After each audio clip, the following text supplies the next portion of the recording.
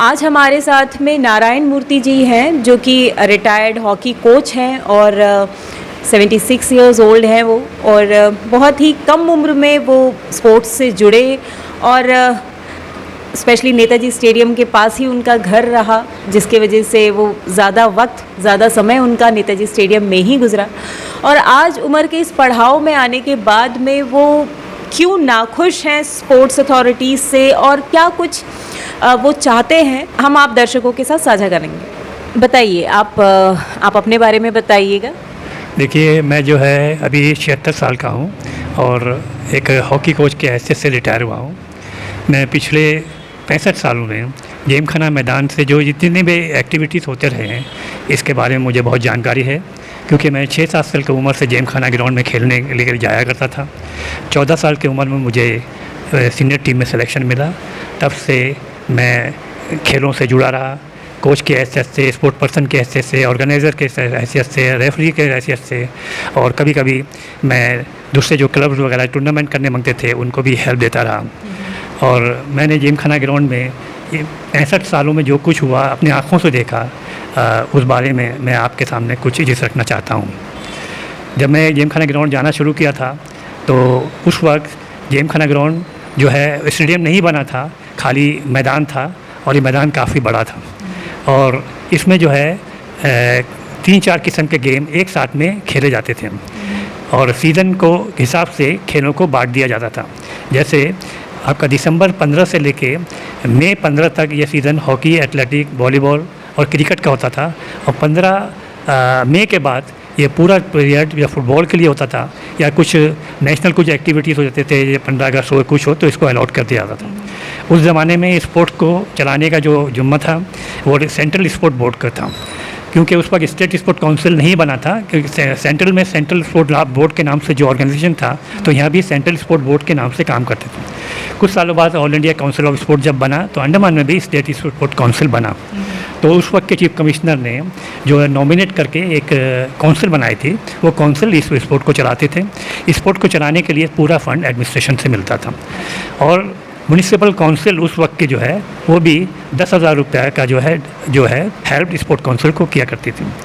उस वक्त अंडमान में एसोसिएशन नहीं थे, तो जो स्पोर्ट काउंसिल थे, स्पोर्ट काउंसिल में वो ऐसे मेंबर को वो करते थे, चुनते थे, जिसमें एक हॉकी, एक फुटबॉल, एक क्रिकेट ये, और इस तरह उन्हीं मेंबरों को एक एक गेम चलाने के लिए अपॉइंट कर दिया जाता था। वही लोग ये सब खेल को चलाते थे। और खेल को चलाने का तरीका ऐसा था कि आपका जो है ग्राउंड में एक तरफ हॉकी का ग्राउंड था, तो दूसरी तरफ जो है आपका जो है फुटबॉल ग्राउंड है। लेकिन जब फुटबॉल का सीज़न नहीं होता तो वो ग्राउंड फुटबॉल के लिए यूज़ नहीं होता था, तो फुटबॉल ग्राउंड में हॉकी क्रिकेट का जो है पिच बन जाया जाता। उस वक्त पिच में तो नहीं खेलते थे, मैट बिछाया जाता था। और क्रिकेट क्योंकि 3 बजे बंद हो जाता था, तो 3 बजे का अंदर 3 बजे के बाद उसमें जो है हॉकी का जो टूर्नामेंट होता था। फिर क्रिकेट के फील्ड के बाहर वॉलीबॉल का ग्राउंड था, वहाँ वॉलीबॉल के भी टूर्नामेंट्स होते थे। बाद में वहाँ एक बास्केटबॉल कोर्ट बना, बास्केटबॉल के टूर्नामेंट होने लगे। ये सब जो एक्टिविटी स्टेट स्पोर्ट काउंसिल करती थी और बहुत ही कम फंड में किया जाता था। ये कम फंड में किस तरह वो काम हो जाता था, इसलिए कि उस वक्त जो भी मेंबर्स को चुना जाता था वो सब हेड ऑफ द डिपार्टमेंट्स होते थे, और ऐसे डिपार्टमेंट को चुना जाता था जिनके पास मैन पावर है। जैसे अंडमान लेबर फोर्स, उनसे हमें लेबर मिलते थे जो ग्राउंड को मेंटेन करते थे। पुलिस डिपार्टमेंट, उनसे बहुत हेल्प मिलता था। एपी रोडली जो ग्राउंड को मेंटेन करने में मैं मदद करता था, और बाकी कुछ और भी डिपार्टमेंट है जिनसे जो भी चीज़ का हेल्प का ज़रूरत था हमें मिलते रहते थे। मतलब अंकल बिल्कुल भी नाखुश हैं क्योंकि स्टेडियम में बिल्कुल कुछ भी नहीं हो पा रहा। हाँ, अब तो ये है कि ऐसा लग रहा है कि अब स्टेडियम ही सिर्फ रह गया, एक्टिविटी कुछ भी नहीं है। कोरोना को छोड़ दीजिए, पिछले 5-6 सालों से स्पोर्ट का कोई एक्टिविटी भी नहीं हुआ है। अभी इस साल जो है अंडमान क्रिकेट एसोसिएशन ने बुरक्साबाद के ग्राउंड में क्रिकेट टूर्नामेंट किया था, काफ़ी टीमों ने हिस्सा लिया। उस टूर्नामेंट को पुलिस डिपार्टमेंट ने जीता था।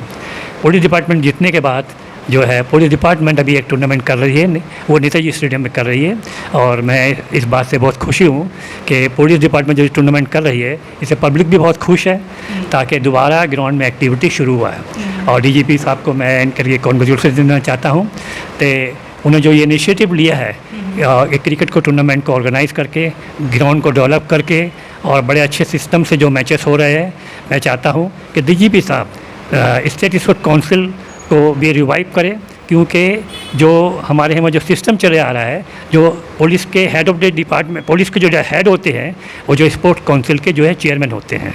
हमारे ख्याल में शायद डीपीजी साहब कोई चीज़ का नॉलेज में नहीं है, तो मैं उसके मीडिया के माध्यम से बताना चाहता हूँ कि आप जो इसके चेयरमैन हैं, आप इसके मीटिंग कॉल कीजिए, उस काउंसिल से काम लेने मांगते उस काउंसिल से काम लीजिए, नहीं है उसको डिसॉल्व कीजिए, अपनी खुशी के हिसाब से आप स्पोर्ट काउंसिल बनाइए और पहले जिस तरह का एक्टिविटी 4-5 गेम एक साथ मैदान में होते थे उस तरह गेम को शुरू कीजिए।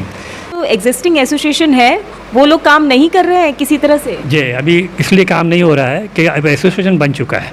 ये एसोसिएशन में जो है सारा के सारे एसोसिएशन, 1-2 को छोड़ के सब डम्मी एसोसिएशन है, आपस में कुछ लोग मिल के बनाए हैं। तो पहले अंडमान निकोबार ओलंपिक एसोसिएशन बना, फिर उन्होंने फुटबॉल का तो ठीक से चल रहा है, आपका जो एथलेटिक, खो खो, कबड्डी, और उसके बाद में 2-4 और एसोसिएशन बनाए और महिला हॉकी का भी एसोसिएशन बना। और ये जो लोग हैं, जब से एसोसिएशन बना है कोई किस्म का एक्टिविटी नहीं हुआ है, कोई रीजनल गेम नहीं हुए, स्टेट गेम्स नहीं हुए हैं, टीम बाहर भेजते जा रहे हैं, कोई सिलेक्शन तरीके से नहीं हो रहा है, कंपटीशन नहीं हो रहा है, विदाउट कंपटीशन टीम को सिलेक्ट किया जा रहा है। और जो टीम जाती है उसका परफॉर्मेंस बहुत ख़राब रहता है, और जो टीम में जो लोग जाते हैं वो भी जो है सिलेक्शन के में आते नहीं हैं, उनको इंक्लूड कर लिया जाता है और ये कह कर उनको इनक्रेज किया जाता है कि आप खाली पार्टिसिपेट कीजिए, आपको नेशनल का जो सर्टिफिकेट मिलेगा उस सर्टिफिकेट के बिना पर आपको जो है स्पोर्ट्स कोटा में नौकरी मिलेगा। लोग जो है अपने अभी 2 साल से जो टीम जा रही है, बच्चे अपने पैसे से खेलने जा रहे हैं ताकि वो सर्टिफिकेट मिल जाए तो ताकि स्पोर्ट्स कोटा से नौकरी ले सकें।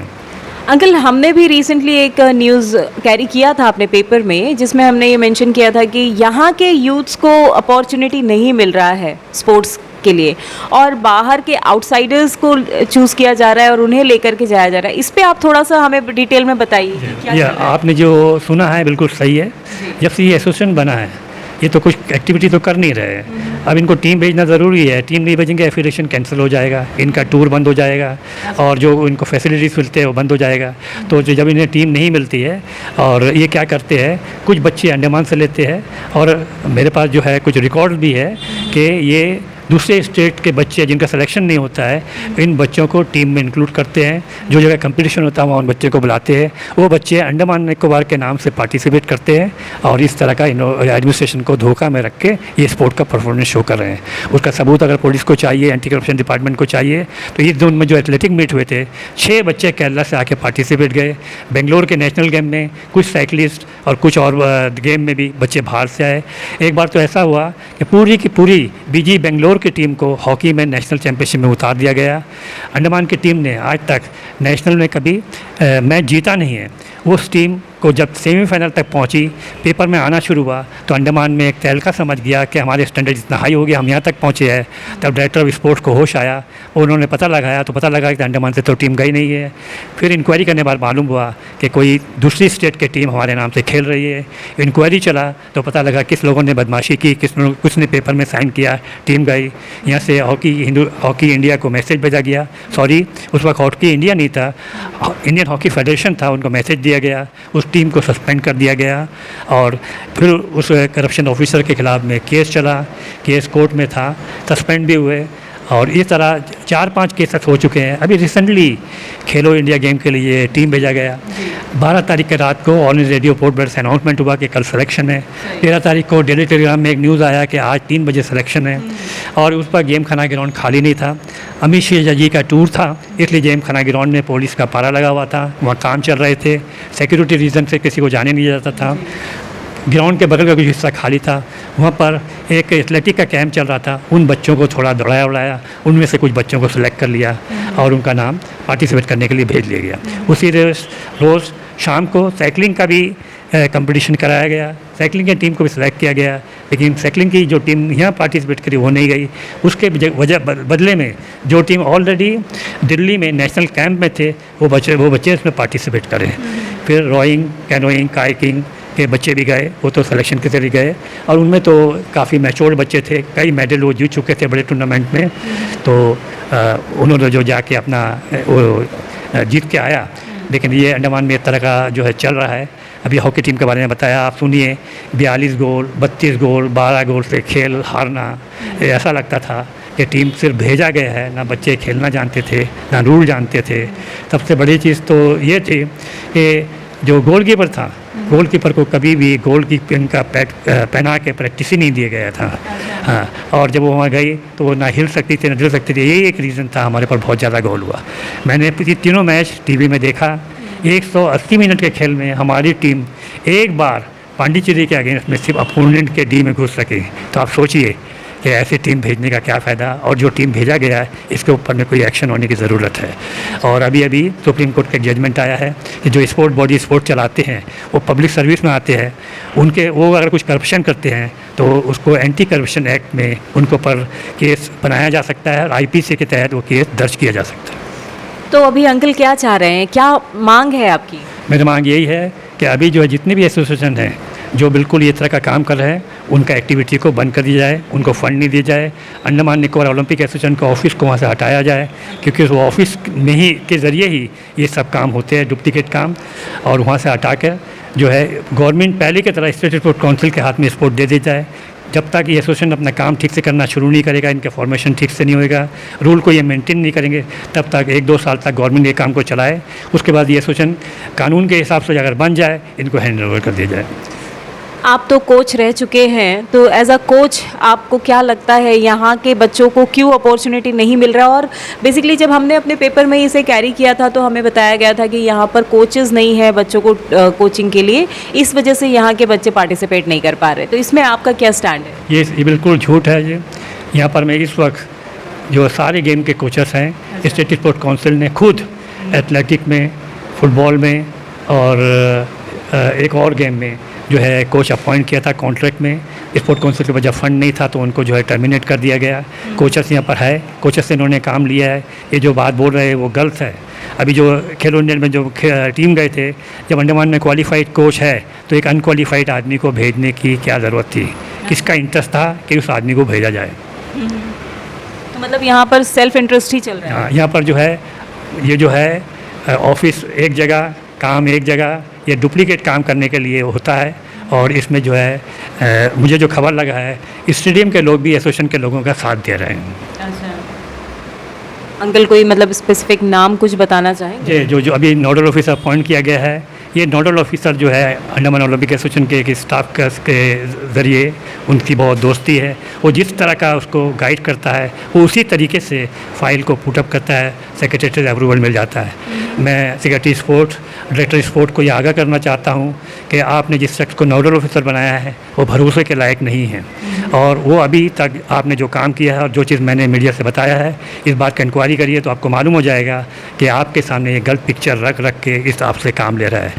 इसलिए या तो जल्द से जल्द असिस्टेंट डायरेक्टर के अपॉइंट किया जाए, और बेहतर यही है कि डायरेक्टर स्पोर्ट्स का पोस्ट भी खाली है उसको भी फिलअप किया जाए, कोचेस को अपॉइंट किया जाए, ग्राउंड को पहले की तरह मेंटेन किया जाए और पहले की तरह एक्टिविटी शुरू किया जाए।